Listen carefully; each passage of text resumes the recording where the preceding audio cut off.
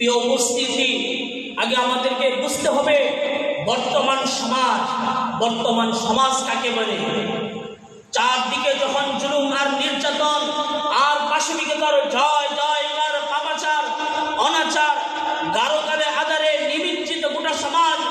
মানুষ তার নীতি নৈতিকতার অবাক্ষ বিপর্যয় রুখে আধুনিক বিজ্ঞান ও তার অত্যাধুনিক সব প্রযুক্তিগুলো যখন চরমভাবে ব্যর্থে প্রমাণিত, শিক্ষা সভ্যতাগুলো যখন সন্ত্রাস পরিচালনায় হেডকোয়ার্টারে প্রমাণিত হয়ে গিয়েছে, ঠিক এমন এক যুগ সন্ধিক্ষণে বর্তমান ছাত্র সমাজ যেরকম ভাবে রাজপথে নেমে বর্তমান জালেম